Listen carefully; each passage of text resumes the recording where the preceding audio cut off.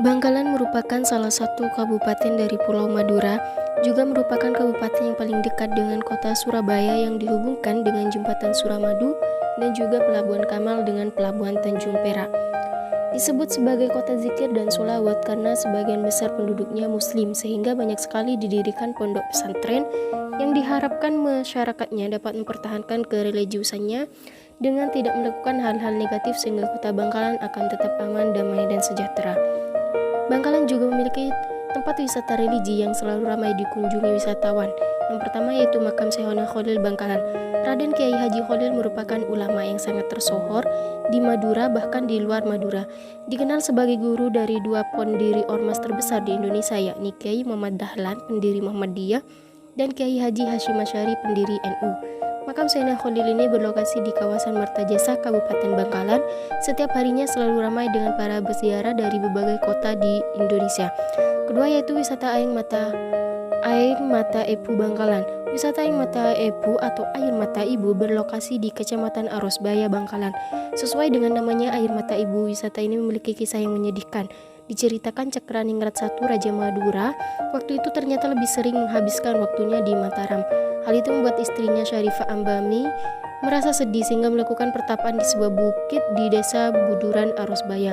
Di sana Syarifah Albani berdoa agar keturunannya hingga 7 turunan bisa ditakdirkan menjadi penguasa pemerintahan di Madura. Ketika sedang bertapa, beliau bertemu dengan Nabi Khidir. Nabi Khidir pun mengatakan bahwa semua doanya akan dikabulkan. Hal itu tentu membuat Syarifah pun sangat senang dan ia kembali pulang ke rumah. Saat suaminya kembali dari Mataram, Syarifah Ambani ini menceritakan mengenai pertapaannya ketika ia bertemu dengan Nabi Khidir. Namun yang terjadi, Cakraningrat I begitu marah besar terhadap sikap yang dilakukan istrinya. Mengapa? Karena istrinya hanya memohon dan berdoa sampai 7 turunan saja.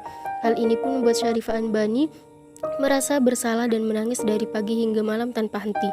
Tangisan istri Cakraningrat I pun membuat kondisi setempat menjadi banjir sehingga menjadi sebuah mata air atau yang disebut dengan Aing Mata Epu. Nah, itulah wisata religi yang ada di Bangkalan. Jangan lupa mampir ya. Pamekasan merupakan salah satu kabupaten yang berada di Pulau Madura. Pamekasan bukan hanya dikenal dengan kota pendidikan dan kota batik, kan tetapi banyaknya wisata dan keindahan alam di kota Pamekasan menjadikan Pamekasan dikenal dengan edu-wisata yang ada di Pamekasan. Salah satunya adalah sensasi susul Sungai Mangrove Desa Bunder Kecamatan Pademau Kabupaten Pamekasan. Desa Bunder ini merupakan satu dari 22 desa yang ada di Kecamatan Pademau Kabupaten Pamekasan. Di desa ini terdapat edu-wisata garam dan kini wisata dikembangkan juga untuk edukasi kepada masyarakat tentang proses pengelolaan mangrove dan pemanfaatan garam. Di lokasi edu-wisata garam ini, pengunjung disuguhkan tentang teknik dan cara memproduksi garam, serta berbagai sarana menarik lainnya untuk melakukan swafoto bersama keluarga. Pengunjung juga diperkenalkan dengan pengembangan hutan mangrove dengan perahu kecil yang disediakan oleh pihak pengelola. Masyarakat juga bisa mengetahui secara langsung produksi garam dan etalase produksi garam yang disediakan oleh pengelola di lokasi ini melalui edu-wisata. Menarik bukan? Terlebih wisata ini bukan hanya untuk keindahan semata, akan tetapi bakal banyak edukasi yang kita dapatkan dari wisata yang berada di Desa Bunder Pademau Pamekasan ini. Jangan lupa berkunjung. Tradisi kerapan sapi kebanggaan orang Madura, atraksi budaya yang lahir dari tradisi petani, digemari masyarakat Madura dan menjadi atraksi wisata yang menarik. Dengan iringan saronen, orkes gamelan khas Madura, sapi-sapi itu diarak memasuki dan mengelilingi arena pacuan, melemaskan otot-otot sekaligus memamerkan keindahan pakaian dan aksesoris yang beraneka warna. Sesuai parade, pakaian dan seluruh aksesoris dilepas, kecuali hiasan kepala yang berfungsi memberikan rasa percaya diri dan berkerapan sapi. Setelah itu, perlombaan pun dimulai. Debu membumbung tinggi, sepasang sapi yang mengenakan kaleles Sarana perlengkapan untuk dinaiki tukang tongkok atau joki melaju kencang, adu cepat melawan pasangan sapi lainnya. Kaleles beberapa kali melayang ke udara, sementara si joki berusaha mengendalikan dan menunjukkan kelihayannya. Sorak-sorai penonton menambah semarak perlombaan. Itulah kerapan sapi atau kadang ditulis kerapan sapi. Atraksi budaya dan permainan tradisional masyarakat Madura, Jawa Timur. Kapan persisnya kerapan sapi lahir belum jelas. Sapi memiliki arti penting bagi orang Madura. Menurut Sulaiman, dalam kerapan sapi di Madura, masyarakat percaya sapi memiliki raja. Raja sapi betina ada di desa Gading, Kecamatan Manding, Kabupaten Sumeneb, sedangkan raja sapi jantan ada di Sapubi, sebelah pulau di sebelah timur Madura.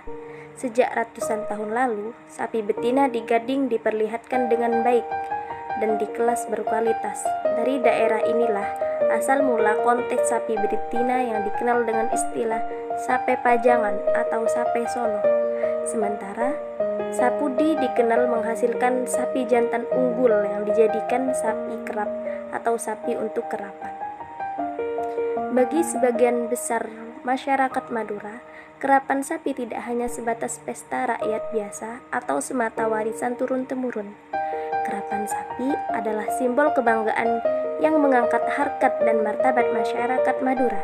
Sebab sapi yang digunakan untuk pertandingan merupakan sapi-sapi berkualitas sangat baik yang mendapat perlakuan istimewa dari pemiliknya. Dalam kerapan sapi, harga diri para pemilik sapi dipertaruhkan. Kalau menang, mereka mendapat hadiah dan uang taruhan.